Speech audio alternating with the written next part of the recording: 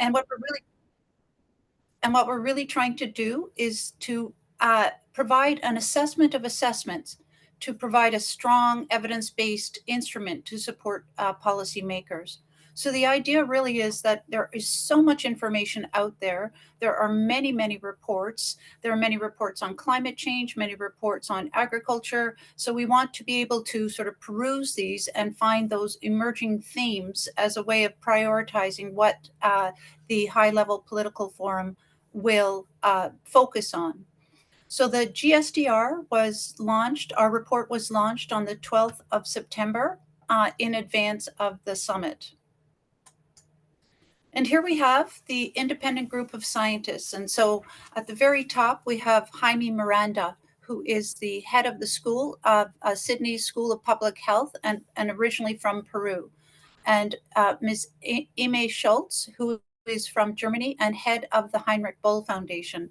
And as you can look at this slide, you can see that there are many people from many different geographical locations. For example, Ibrahima Hatch is from Senegal, and we go all the way down to Ambuj Sagar from India, and then myself from Canada. So not only were we from around the world or around the globe, we also came from very different professional backgrounds. So I work on the ocean. I concentrate on fisheries science, whereas Ibrahima concentrates on agricultural economies. So we had a very diverse group of expertise, and this really led to some very rich discussions on with all of our expertise combined. So the GSDR process is that it is written every 4 years by a group. We are the second group. A previous report was launched in 2019. And what we do is we call for global inputs. So the online call for inputs resulted in 175 submissions from 40 plus countries. And we also were able to have regional consultations in Australia, China, Japan, Malawi, Peru, Philippines, Qatar, and Senegal. So once we underwent look through the call for inputs and regional consultation, had many, many discussions about how do we take everything in the world and how do we find advice? How do we make an assessment of assessments? Once we had a draft, we put that out for peer review, and that was conducted by the International Science Council in partnership with major scientific networks. So around the world, there were 104 reviewers to ensure balanced views and a reflection of those goals.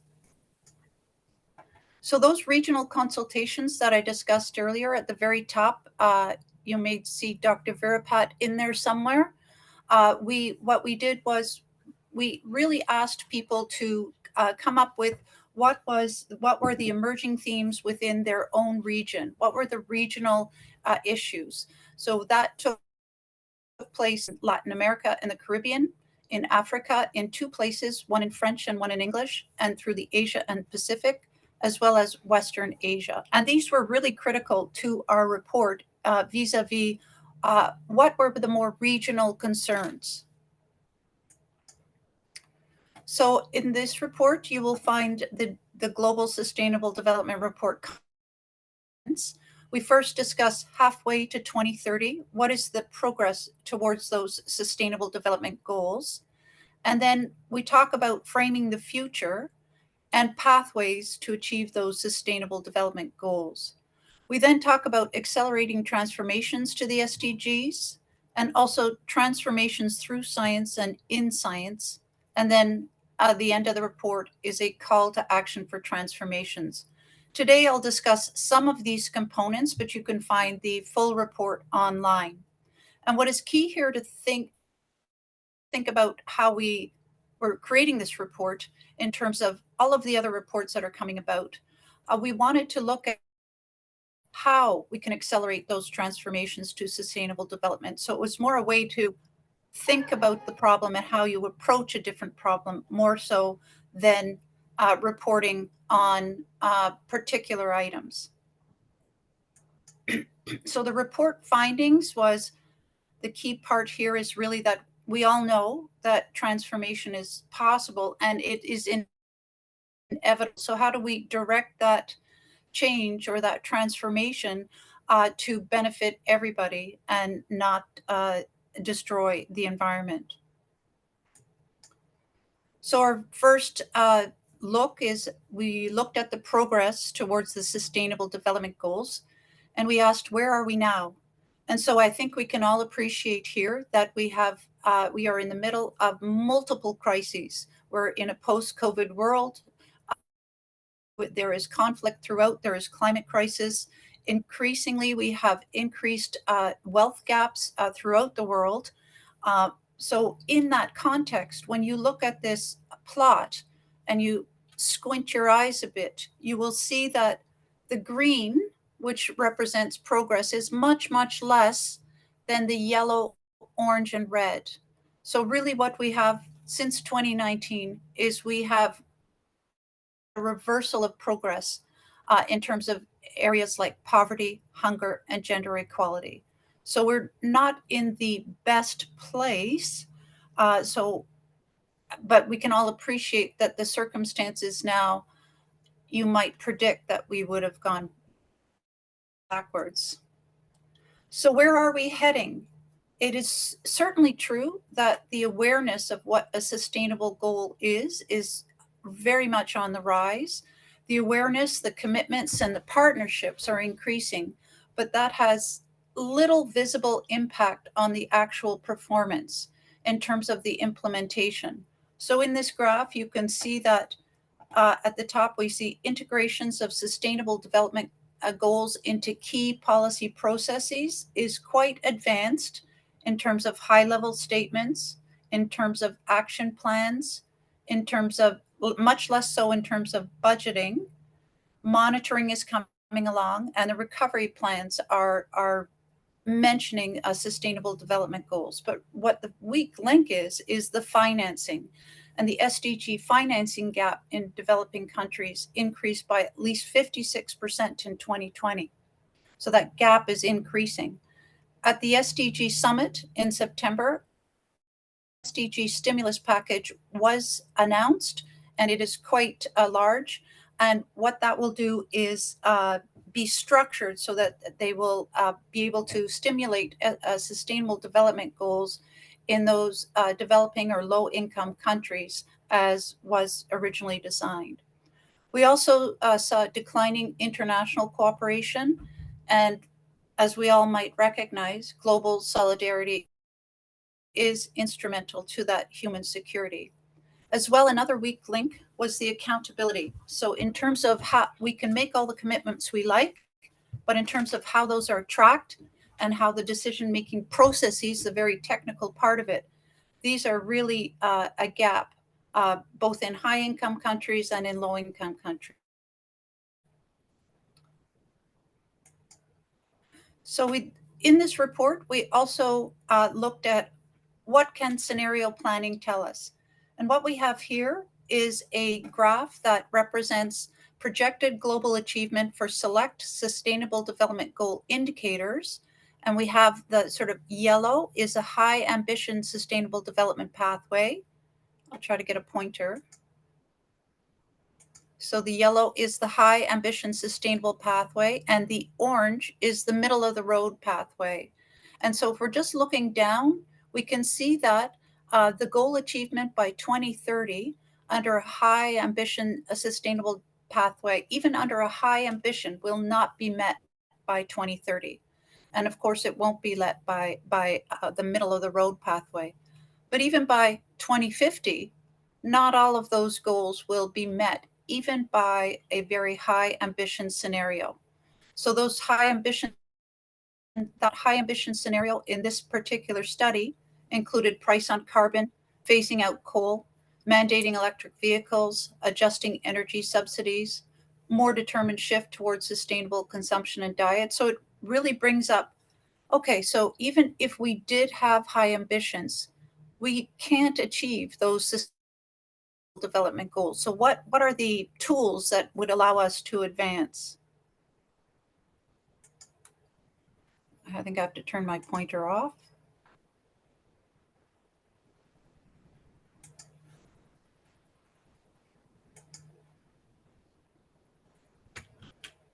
And then we talk about frameworks for shaping the future. One key part about the SDGs is really about the Sustainable Development Goal interlinkages. And the idea here is that when we pursue one goal, independent goals, it takes a really long time and we may not necessarily achieve it. In fact, that was the impetus behind putting all these sustainable development goals together in terms of eliminating poverty, in terms of tackling climate change. All of these were put together because of the interlinkages among them all. So if we are to put these all together, we do have to start to recognize how to leverage synergies and manage the trade-offs between SDGs. So since the 2019 report, there have been quite a few studies looking at these SDGs, and it is that approach is to actually look at the interlinkages to identify synergies and trade-offs, which may help us advance or accelerate in terms of our goal setting. In one particular study, it found that high-income countries faced more trade-offs than low and middle-income countries. Actions have a relatively high share of synergies. A very important synergy, which is almost universal, is that those synergies are higher for female, younger, and rural populations.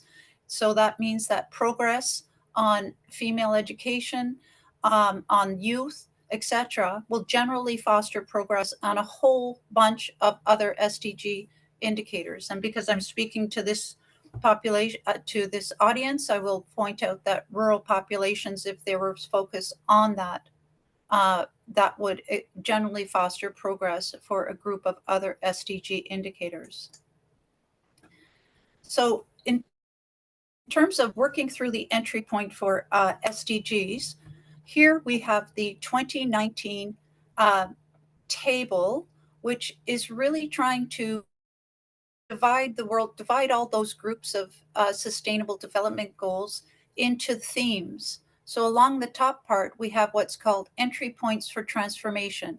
So we have human well-being and capabilities, sustainable and just economies, sustainable food systems and healthy nutrition, and energy decarbonization, urban and peri-urban development, and the global environmental commons. And then we have the levers. So those are the entry points for transformation. And as you can see, a lot of the sustainable development goals will fit into one of those themes. And the levers, what we have are governance, economy and finance, individual and collective action, science and technology, and capacity building. So the message that we want to set is that business as usual strategies will not deliver the SDGs by 2030 or even by 2050, but taking a different approach and working through these 6 key entry points to leverage those interlinkages could accelerate the goals to sustainable development goals.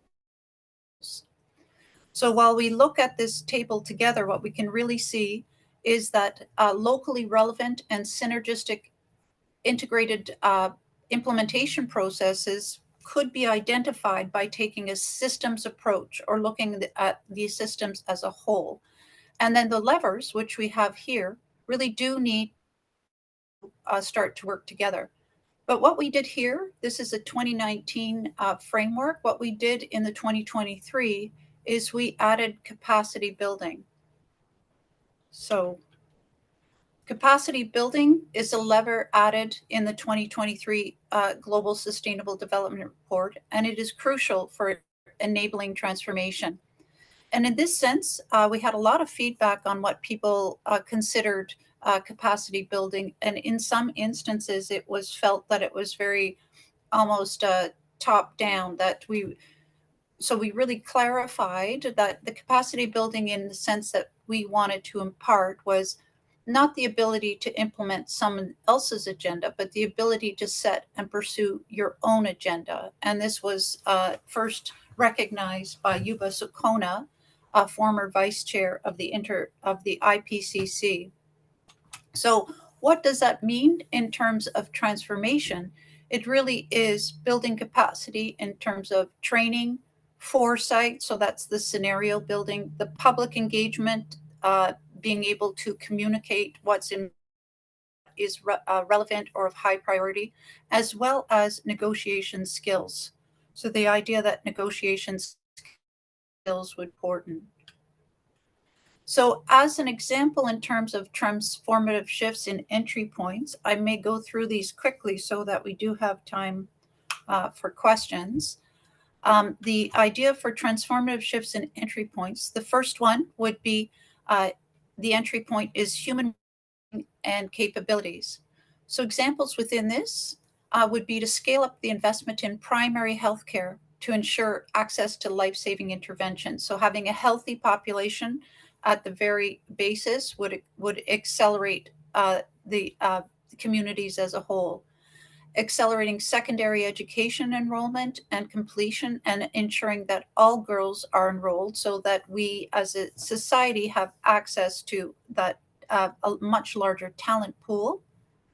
An increased investment in water and sanitation infrastructure to deliver universal piped water access and having of untreated wastewater. In terms of sustainable and just economies, the examples here would be accelerate a just economy with inclusive pro-poor growth, including redistribution measures and doubling welfare transfer in low-income countries. A rollout on good practice climate policies and global carbon pricing. That's probably more relevant in high-income countries and in colder countries. Encourage lifestyles that promote sufficiency levels, and to invest in green innovation and circular and sharing economy models. So this has relevance too in rural economies in terms of the agriculture and circular economy models.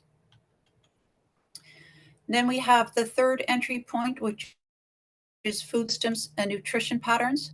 Here, the shift to regenerative, ecological, and multifunctional agricultural systems is promoted. The improving irrigation and fertilization efficiency to reduce food waste by 50% and scale up proven nutrition interventions, and then to consumption of meat in high consumption regions to adapt to plant-based diets. Those are examples of the types of interventions that could accelerate moving towards the Sustainable Development Goals. We then have the fourth entry point in terms of energy decarbonization and universal access. This would really entail large-scale deployment of renewables with access to technologies and equipment, a rapid scaling up of the infrastructure, especially in Africa, to support universal electricity access and clean cooking alternatives. And then finally, the transition to energy consumption and demand reduction included by improving energy efficiency.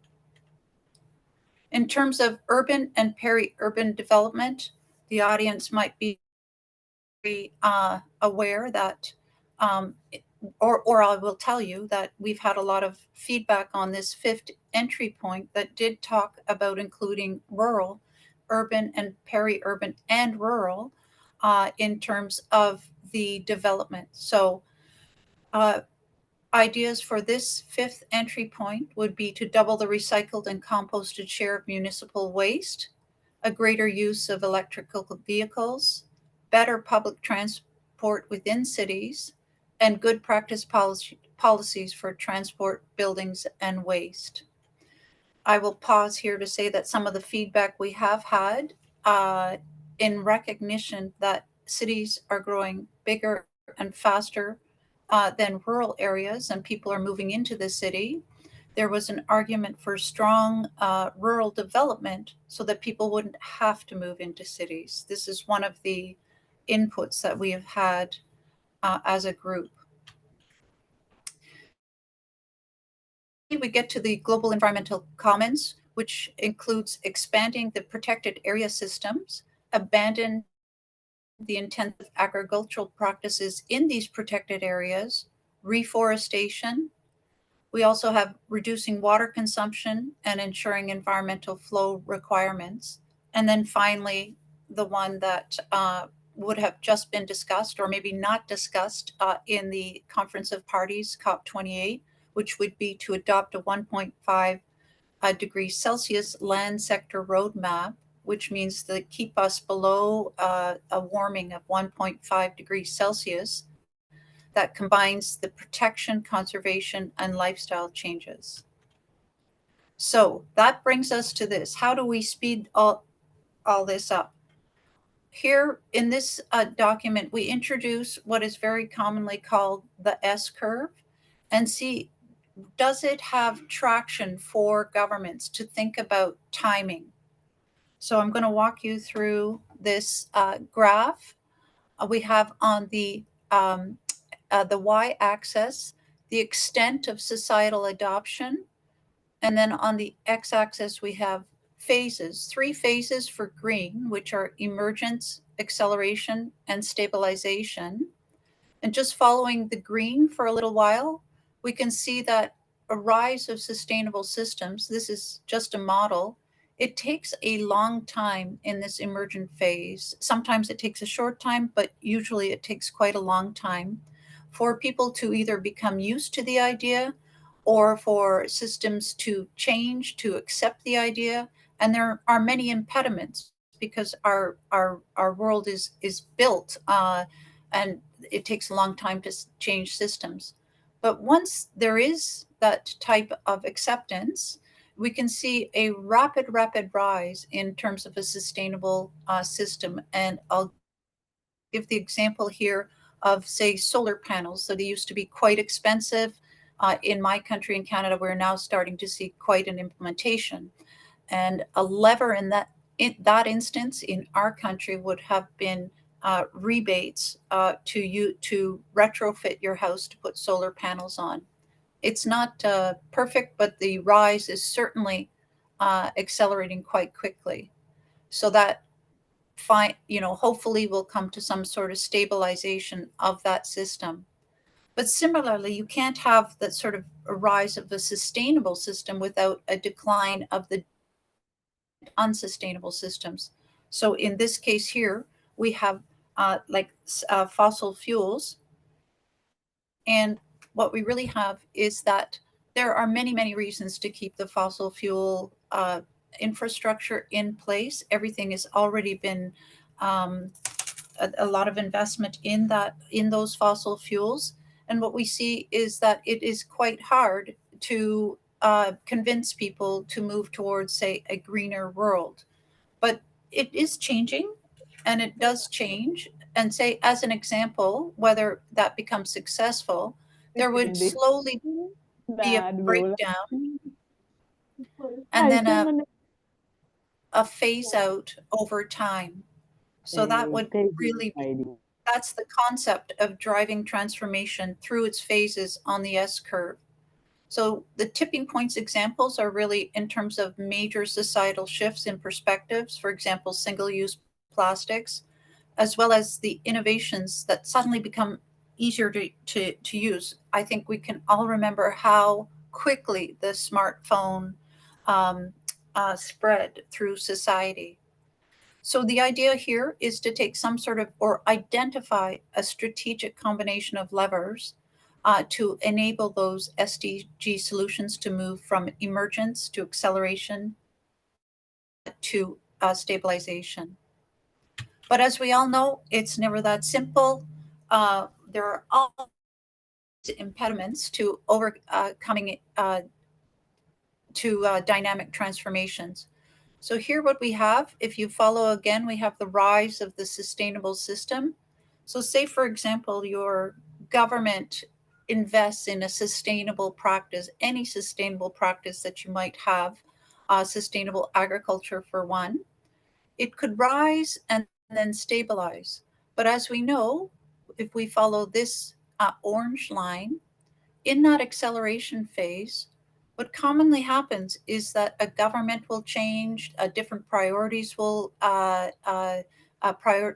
the new government will have a different priority, and then all of that investment really be just collapse. So the importance here of recognizing that staying the course, of just staying the course, that once you've invested enough, and then once you've entered that acceleration phase, that if there was a way to just lock in that strategic direction. So the idea here is within the report, we detail what can happen in terms of lacking investment at key parts, or what can happen in terms of backlash, like COVID-19, COVID-19 vaccinations, and as well as the idea that is there a way for governments, etc., to lock in, or to overcome the lock-ins to old technology and practices in terms of investments in existing infrastructure, etc. So that is a way of thinking. We're really just in this report, we're trying to describe a way of thinking that can be used to accelerate. Oops, I keep forgetting I'm on the wrong. So we go to the next one. Nope, we go to the, okay, so here we've got transformations. This is trying to link it all together in terms of the 6 entry points and our sustainable development goals, which are up here, and how we can achieve them. And it's a graphic that really starts to look at what those enabling conditions can be across those entry points, and how those really can be just ineffective if there are impediments along the way. So the idea of identifying impediments, and, and then encouraging or supporting those enabling conditions can really allow you to identify the synergies as well as the trade-offs. So maximizing synergies and minimizing trade-offs would be the ultimate goal. So now we move to translating that rising awareness and the commitments to the Sustainable Development Goals into actions.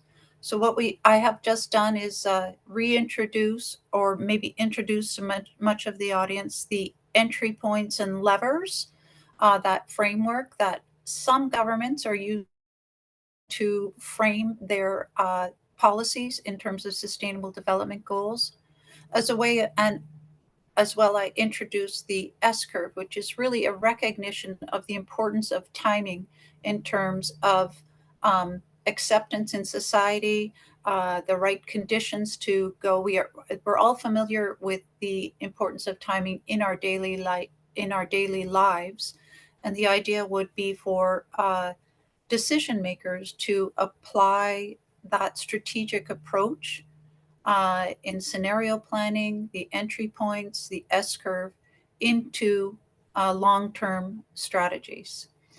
One of the key things that we do find, or as we are all familiar with, is the idea that the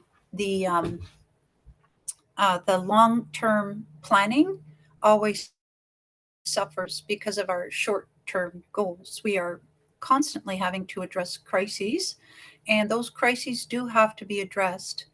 Is there a way to address those is there a way to sustain those long-term strategies?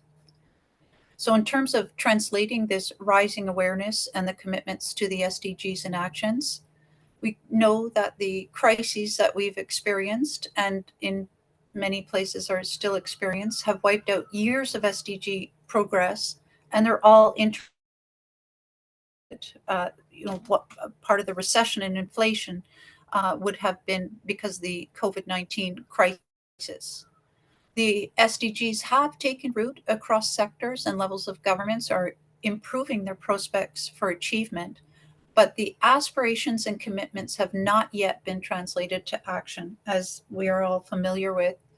And the implementation at a scale visible in SDG progress is often due to lack of financial resources.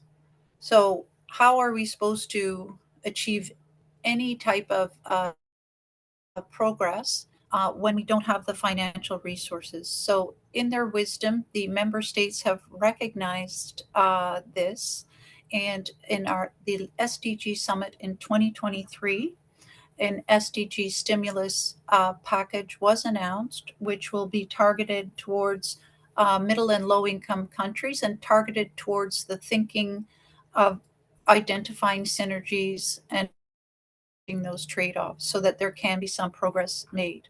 I think it's important to recognize that the goal of the SDGs uh, cannot be met without some financial commitment by all member states and global solidarity.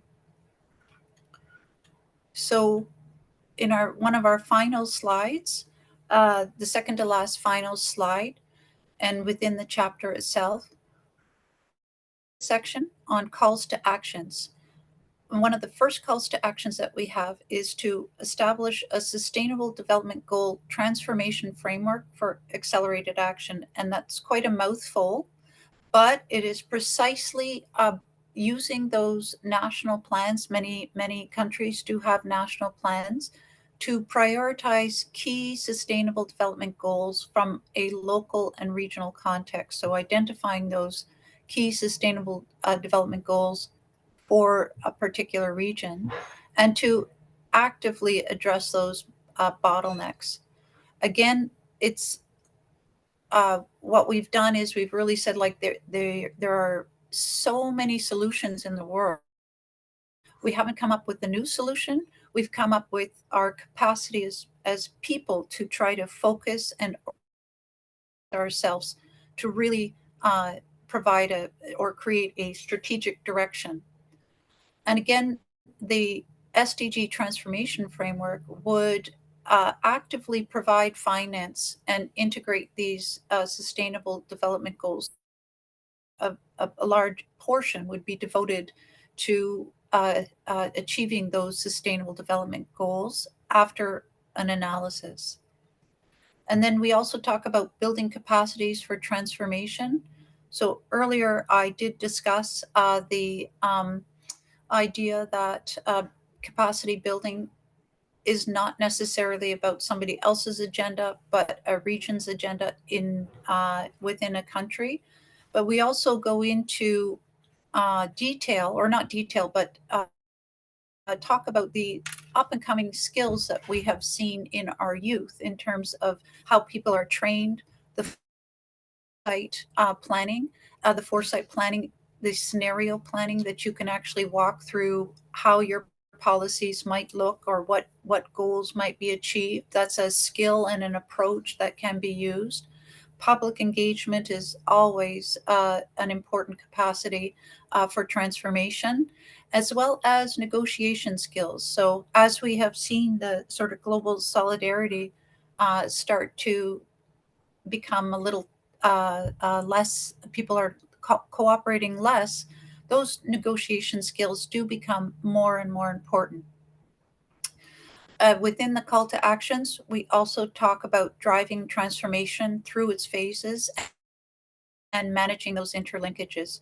So again, it's we've tried to provide a framework for organizing and for focusing on policy strategy.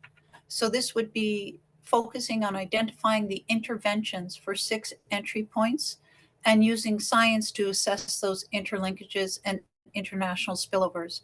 So since the 2019 report, there have been many tools. Box 5-3 within the GSDR report, that you can go online and use this tool to identify linkages and to identify trade-offs. Maybe 4 or 5 generalized tools and a few more for specific tools that you can just use online to experiment with how goals are interlinked or how policies are interlinked.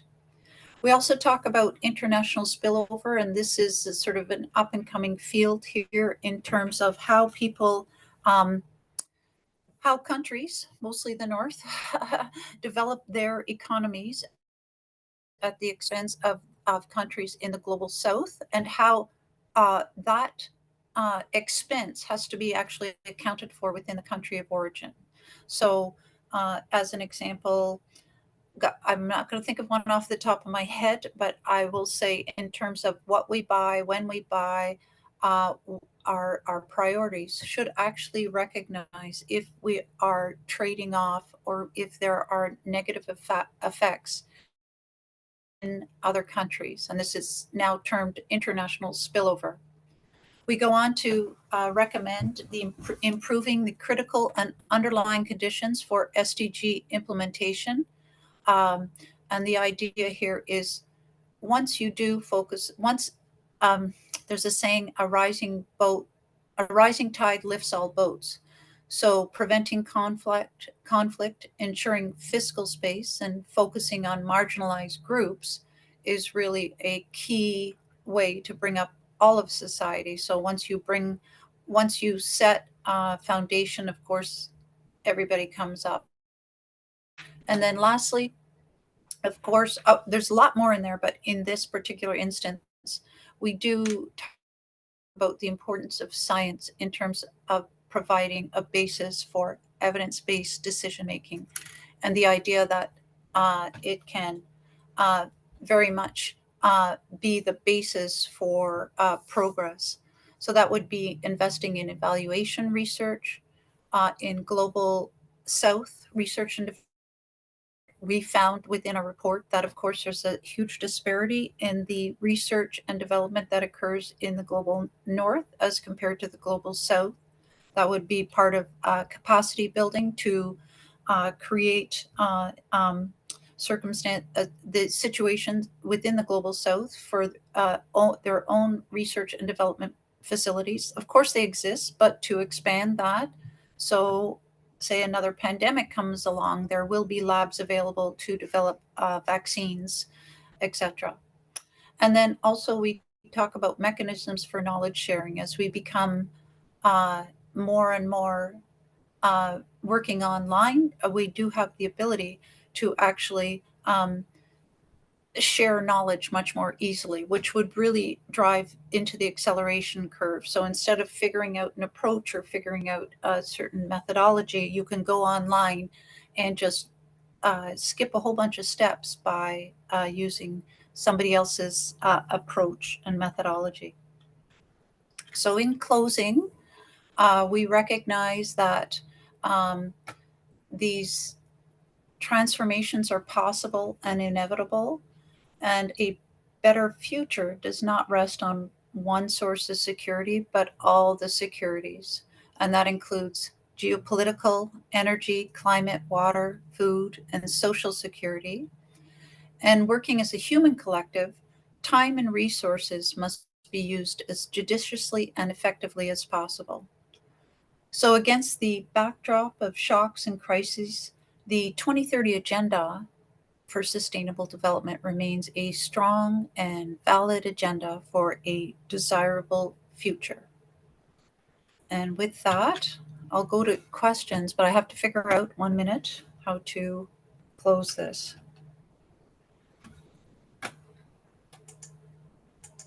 Well, Did it work? yes. Well, Nancy, thank you so much for your very valuable presentation. I have to apologize for the missing the introduction part that I supposed to welcome you and other participants. I'm sorry, maybe because of the snowstorm in Halifax that make us missing of that part. Anyway, I first of all I'd like to say good morning to you for Halifax and good evening for many participants, especially the Honorable IRD expert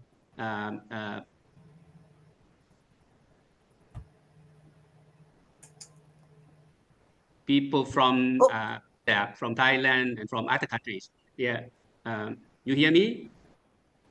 I can hear you now, but you froze for a bit. I'm not sure if other Okay, people. okay. Okay. Because of the internet connection in Bangladesh may not be so clear. Now you hear me, right? I Do you hear hear you. me? Yeah. Okay, okay. All Yeah. right. Yeah, I just want to mention that as mentioned by Dr. Nancy earlier, that we are colleagues at the Dalhousie University, and I had a great opportunity to meet you again in Manila, attending the Global Sustainable Development Report 2023. And at that time, then when we discussed how to accelerate the SDG, and I like to thanks you very much for your kind acceptance to present today. I know you are very busy with your work, and among 15 independent experts of UN, you are working day and night, but you kindly give us the time. Unfortunately, the presentation made at Halifax time is 6 o'clock, and in many countries of our member like Fiji, they are after midnight already, so they could not join us. Many countries could not join. Anyway, we will have this video recording put in the website so that our member country and people who are interested in will be able to listen to you. And I think that your presentation will be very useful for us, and I think the audience today will ask you some question. So I like to open the floor to the participant. If you like to ask Dr. Nancy Shackell any question, please.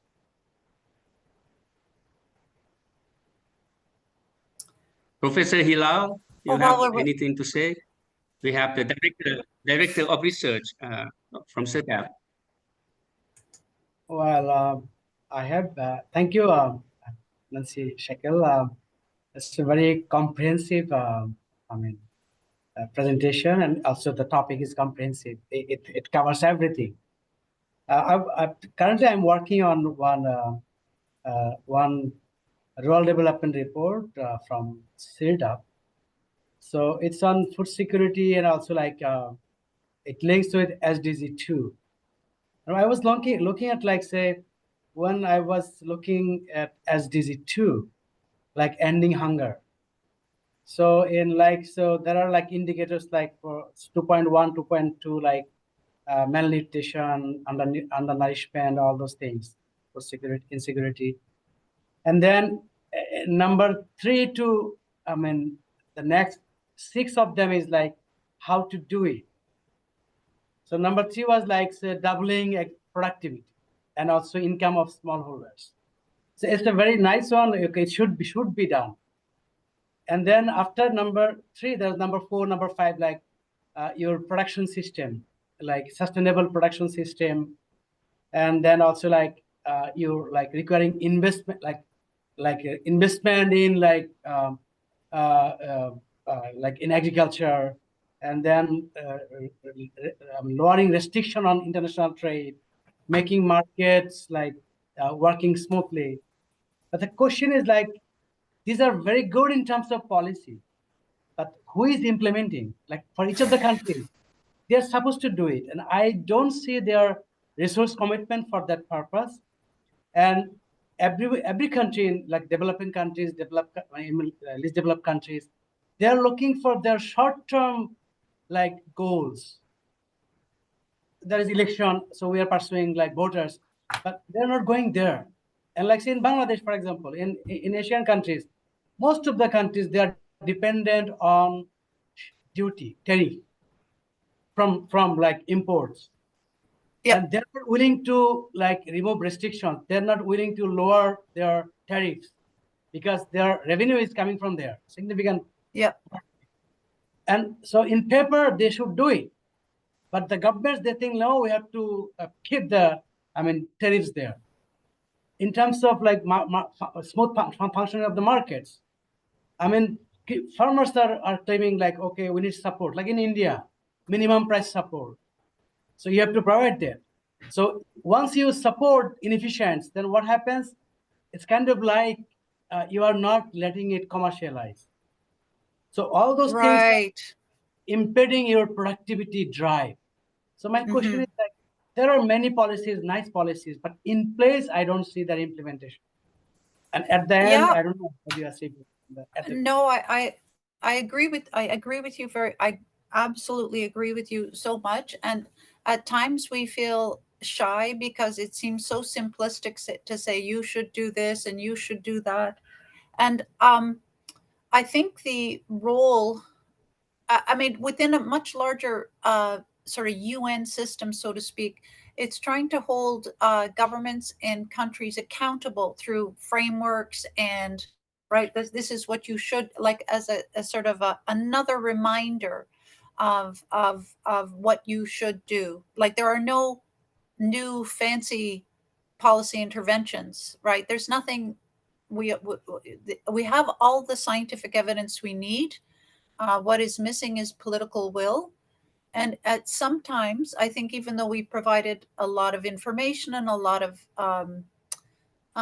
evidence within that report, much of the goal is to try to convince member states, local governments, regional governments to take this up to focus and strategize. Because I don't think we're saying anything new.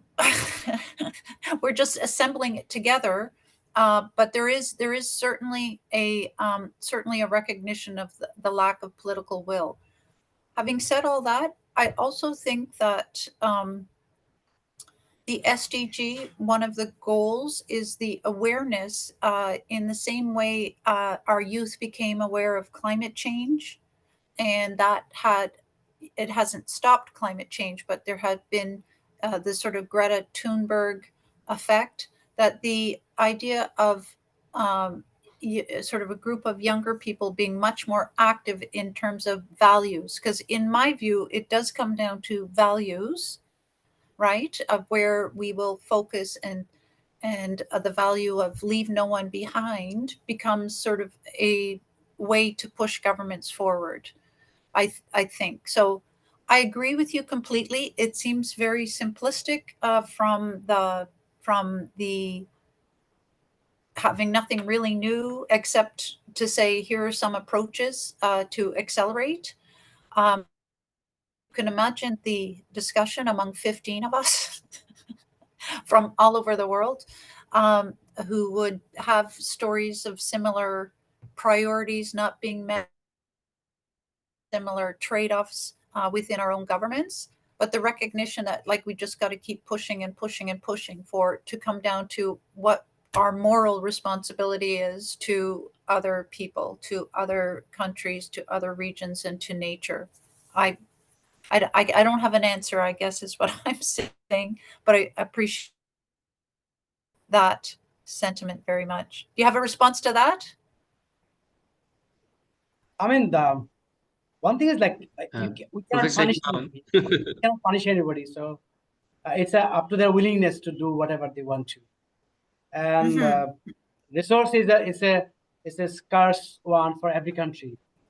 And for Yeah. developing country, it's very scarce resource. There are competing use of resources. And the Yes. political will is coming from also like voting. So people want to stay in the power, and then short term, display of activities is better for them. It's very Yeah. foresightness there, but what you do, we cannot Yeah. enforce. Well, I guess just keep reminding. Yeah. Oops. Go ahead, Dr. I Virka. would just want to intervene here because you know that CIRDAP is a regional organization, and we try our best to improve human capacity. This is one way of doing it, but it is a long-term investment on human. And we just finished our 3 weeks training program on integrated rural development, governance, trade, and sustainable development. which we have this year 24 participants from, I think, 12 countries, 10 from Asia and 2 from Africa. And this is the way that we want to generate capacity building, but it is not for individual person. We want to build up a cohort of group of participants from different countries to build up a spider web around the globe, be Yes, that's able for them to understand the global framework, be able to understand adaptive management everywhere in this region, and mhm. how to formulate policy and implementation of a comprehensive implementation. And this kind of thing slowly will have I call ambassador of rural development for this region. And this is one of the accelerating into your graph that you mentioned, emergency accelerating, and what is it, the other one?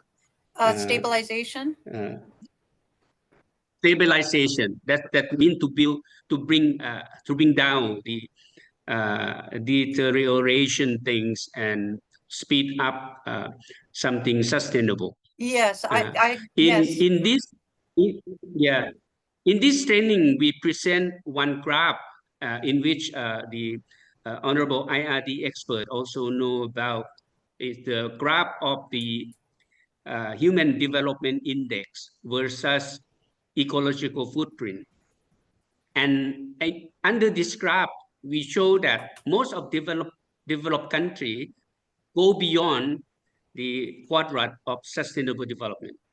And because even though they have a high human development index, but because of the globalization and trade and industry that bring them up above the sustainability quadrant, why developing country have a low human development index. And also, of course, they are not developed their country in a way that exploited resources.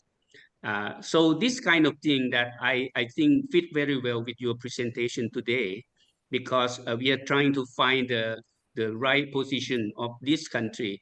The developed country will have to slow down their unsustainable development.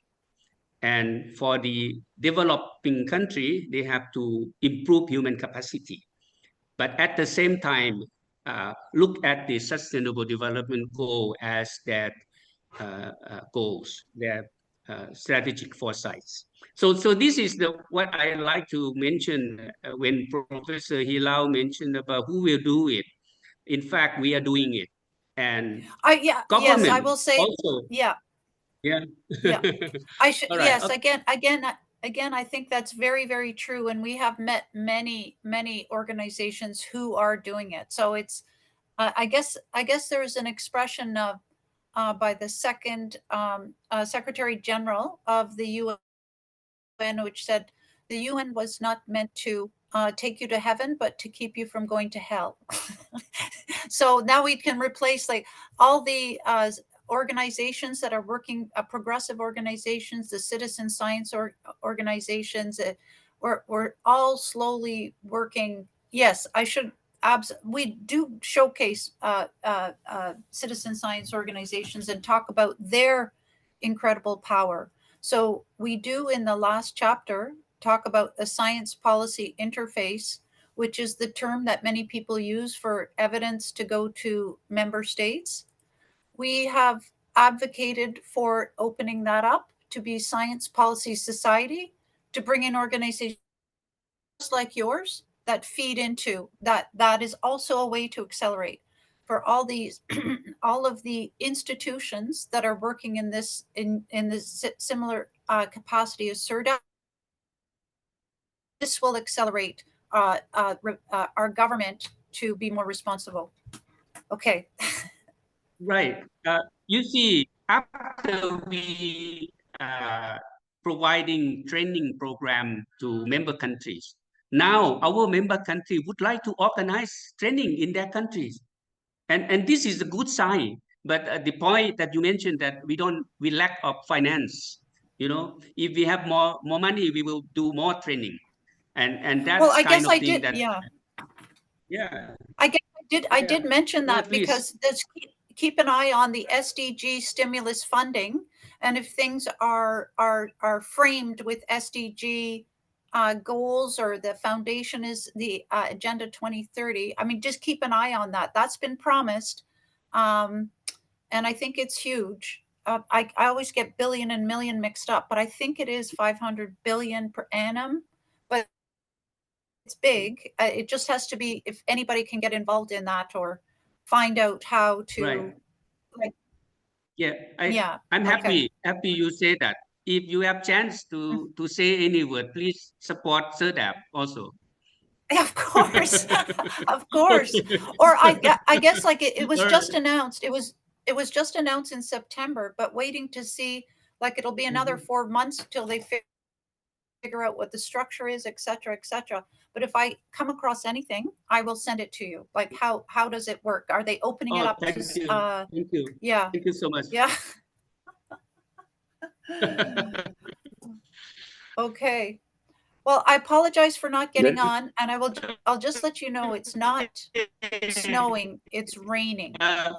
Honorable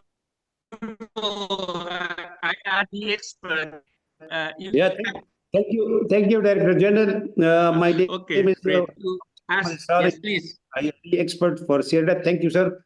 I'm thankful to Dr. Nancy and CIRDAP for arranging today's webinar on times of crisis and time of change.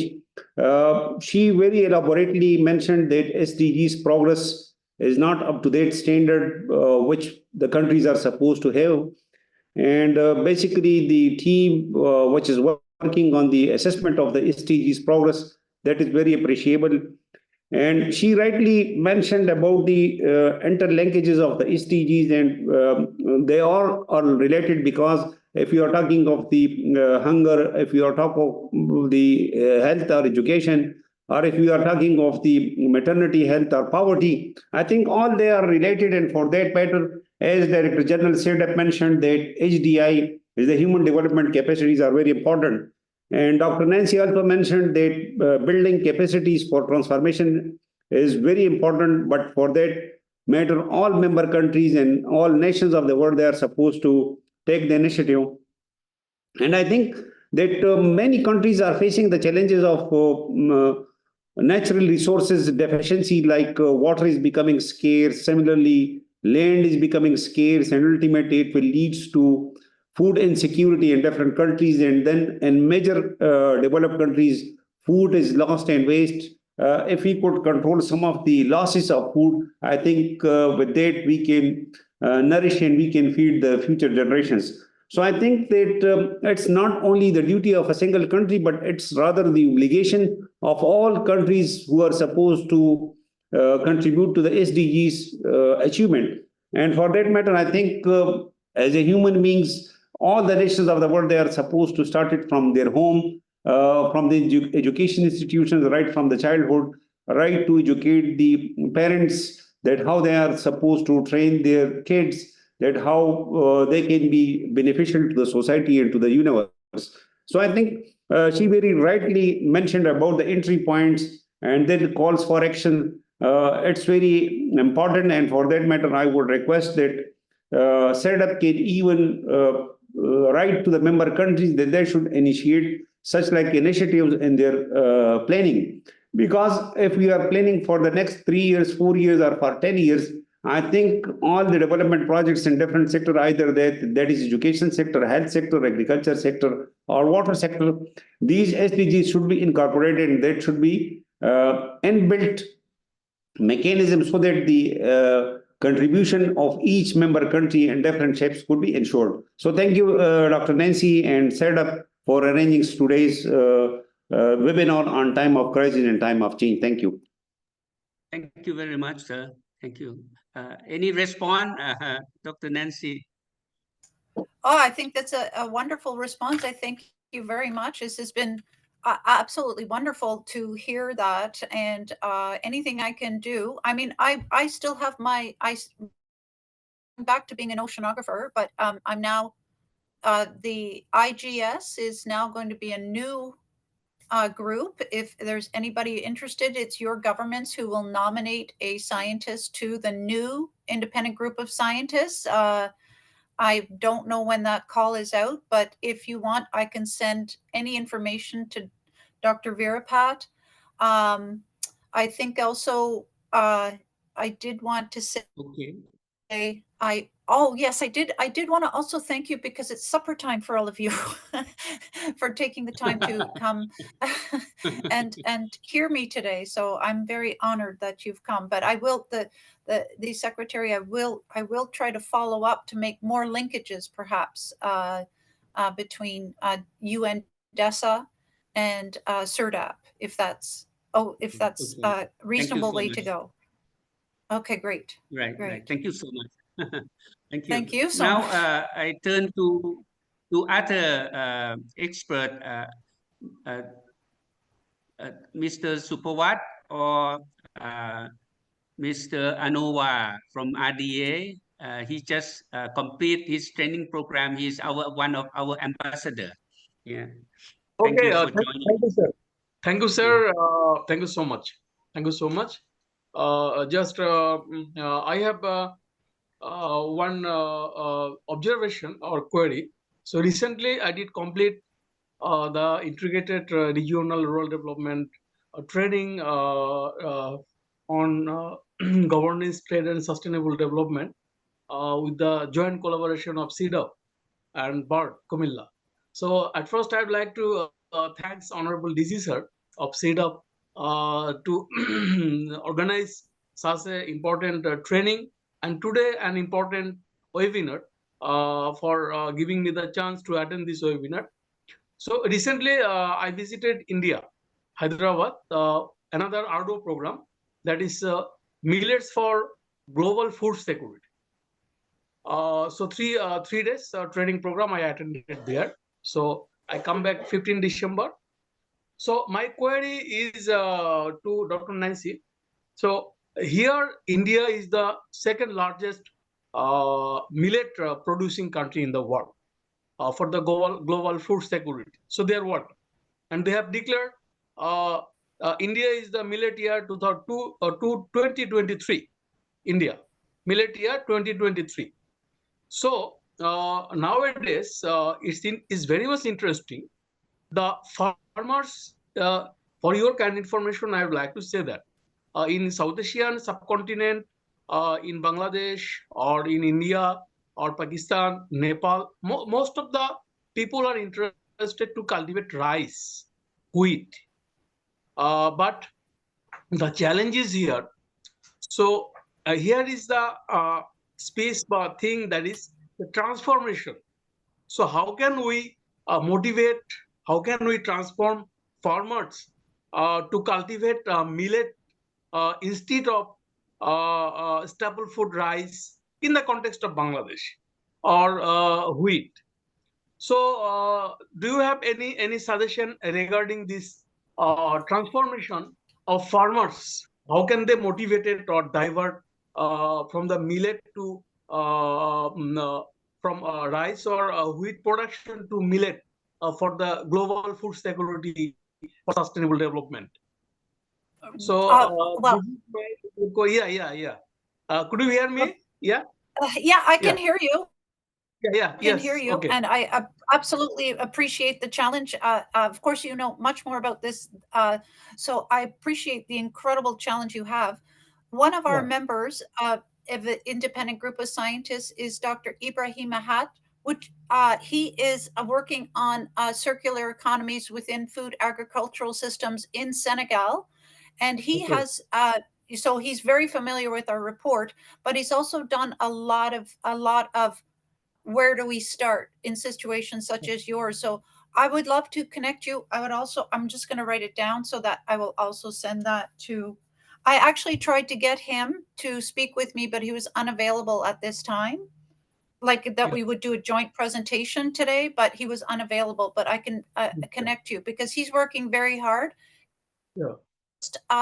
Started working also with the FAO, with the Food and Agricultural Organization, to go after food security and what food security means in terms of being self-subsistence within. So Yeah. I'll connect you. I don't have the answer, but I'll connect you. Okay. Can I have, Thank you so much. observation? I can have one observation on his question. Okay, sir. Please, sir. Like if a government wants to motivate farmers to produce something, to divert farmers towards something, then they have to redesign incentive. So they have to have some supportive packages for production and for marketing, and also like they have to have some kind of like motivational campaign. If farmers found them profitable, automatically they will switch to the other productions. So how to, align those incentives? It's up to government policies. Definitely it happens. Like in Bangladesh, you will see there are many varieties or many different crops that we produce. Traditionally, we didn't produce. So there are policies for that. Yeah. Thank you, sir. Thank you so much. Okay. Yeah. Okay. Yes, Dr. Nancy, I'm Supawat. I would like to ask you some comments. Yes. I am the eminent expert of Office of National Water Resources in Thailand, and my responsible is for the Mekong.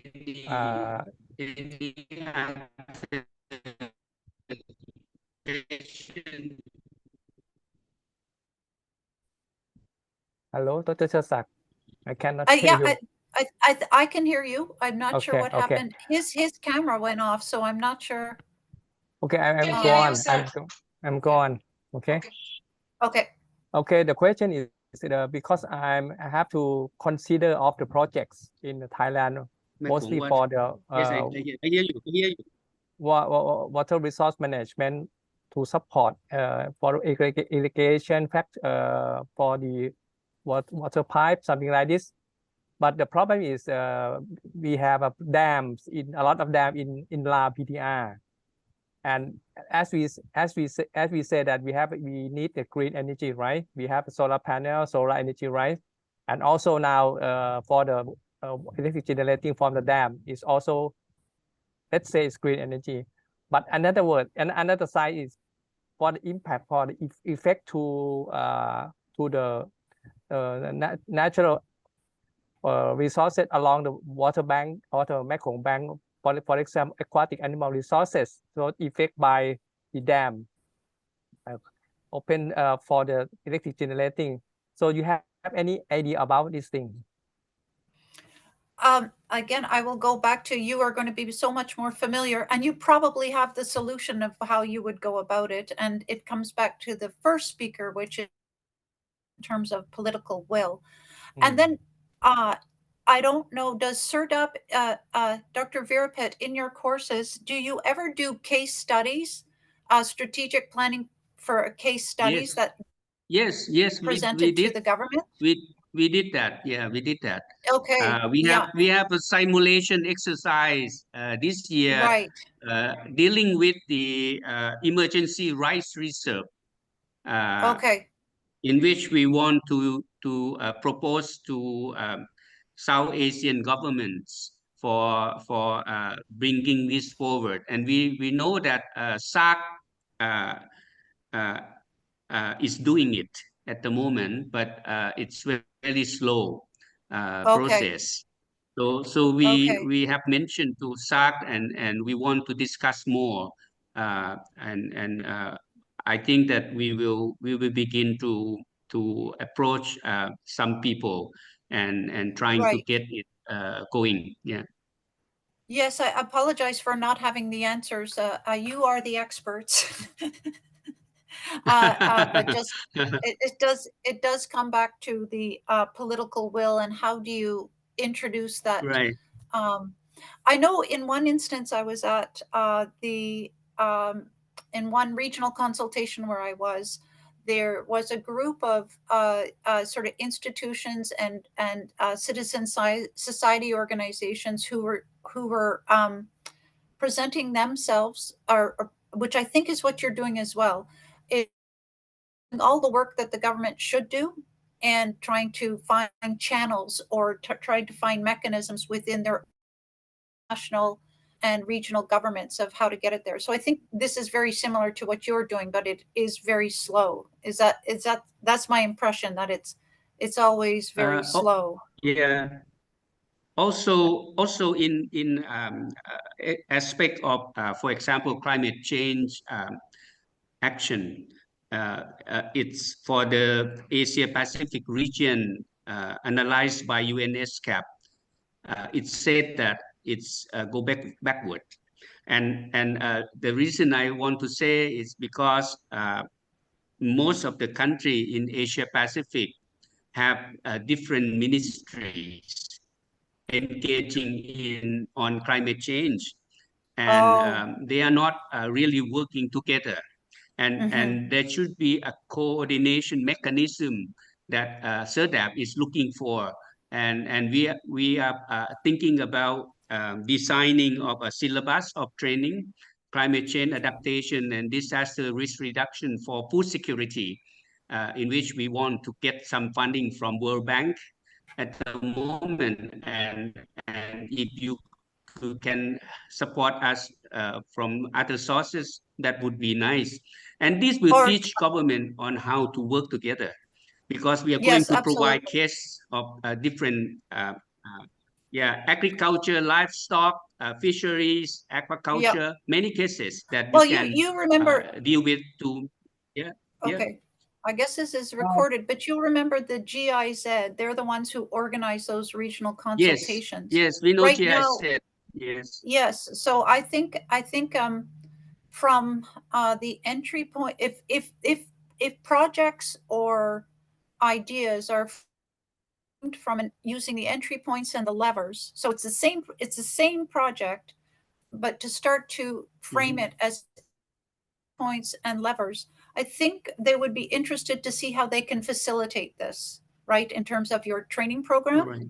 So I don't know I just write to the main person. I have to write this down to connect you there, because I think that the idea. All right. Thank you. Thank you so much. They're very. Oops. Sorry, just one point, like in response to what Subodh said, development has a cost. It cannot avoid it. Now, there is a natural flow of water. If you have a hydro power plant, you are obstructing nature because of other purpose. Once you distort nature, there will be some cost. But the question is, as Nancy said, if there is a political will, if there is a good coordination across agencies and evaluation proper evaluation, we may reduce it. But that's why if you look at hunting society, and then settlement, and then industrialization, you see the aggravation of climate and all those things happens. Consumption of fossil fuel. So for certain level of damage, we have to bear with it.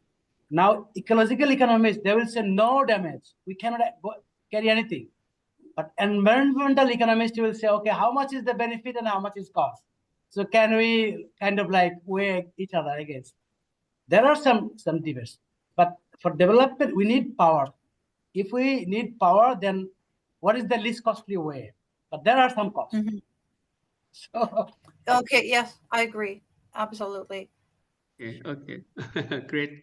I don't know if you can. Now, Okay, there's still about 5 minutes for this session. If anyone would like to, sir, I see a hand up. Ambassador Ponchai sir wants to speak. Okay. Ambassador Ponchai, Excellency, Ambassador Ponchai, yes, please. Good afternoon from Kuwait. Well, it's more than a pleasure for me to join this session, and I really enjoy what Dr. Shackell explained a little bit earlier. Just to follow what Dr. Chersak a minute ago on climate change, and also the way we, not only in Thailand, but also in some other countries, try to resolve problems. I put it like compartmentalization rather than to look at it in the broader picture. The problem is that we sometimes look at it in a broader picture, but still it is too much to comprehend. That's first. That's the first point. The second one is to implement it is even harder. So sometimes when it comes to implementation, compartmentalization might be an approach among others. So the point I'm trying to make at this juncture is how to balance it, and maybe assistance or support from international organizations like CIRDAP is one that we appreciate very much. But anyway, on top of that, I believe politicians or policymakers need to realize it, rather than just to appreciate what we are doing. But sometimes policy direction may differ from time to time. In order to make it resilient, to sustainable, as it were, it's really an uphill task. That's what I would like to make at this point in time. Thank you very much. Oh, thank you very much. I think that's a wonderful place to the first question asked about what the first question was very much about, it's really about political will, and then what role does our report play? And we come sort of full circle to the final idea by our last speaker, which is that we always constantly have to remind member states and those in governance of the importance of long-term planning, as well as supporting those who are doing long-term planning and long-term strategy.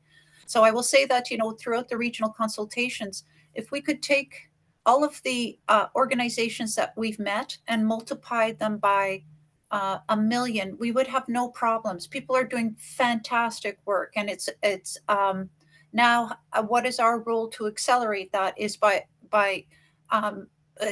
connecting, I guess, with people that may be able to accelerate their own goals, or people who are experts, for example, in the agricultural and circular economy. So I don't know, Dr. but if I'm supposed to do final words, but I really have appreciated the discussion today, and I can't see you, but I think we have 3 more minutes. Yeah. I think he's disappeared. Yeah, no, there he is. He just hiding the camera to make your internet better. Yes. I think that we still have a chance to have a next webinar with you, right, Dr. Nancy? If there is anything that we can invited you again for maybe the second part of follow this one. Yes. This may be the first thing, and we have more questions and come back to you for the second webinar. Maybe. Yes, and I think a great idea would be to have Ibrahima Hat come, the Senegalese agricultural. I think that would be great. Also, another person who works a lot on urban development and SDG awareness. Right. From our if group we could have a panel of your team. Yeah. Yes, something like that. So Miss Janet will communicate for arrange for the next webinar with maybe your team, so that we could have a more in-depth discussion and to obtain these very useful issues. Yeah, that would be great. I think that the time is right now. On behalf of CIRDAP, I think today you act as a Santa Claus to give us many gifts, useful gifts. I'd like to say it's appropriate to say a Merry Christmas and a Happy New Year. So look forward to a better year next year, and hopefully everyone as well will have energy to work on implementing your works at home and be able to achieve the Sustainable Development Goal as we are willing to do. So I like to conclude this and thank you so much. Uren, you have anything to say? Can we just open our Miss video Janet? so we can take a photo? Okay. I'm requesting all of, okay, thank you. Okay, I'm taking some photo. Miss Hazaratu, Mr. Shackell, can you please? Okay. First one, 1, 2, 3. Another one. Okay, thank you so much, sir. Thank you so much, ma'am. Thank you. Well, thank you Thank you very very much. much. Invite Thank me you, back. Mai. I really enjoyed the discussion. I really enjoyed it. Thank you so much. Okay. Bye-bye. Thank you, sir. Bye-bye. Bye-bye. Have a nice good night. Thank you. and Yes, and thank good you. morning. Good day. Good morning. Good morning. Okay. Bye-bye, Nancy. Un bunker.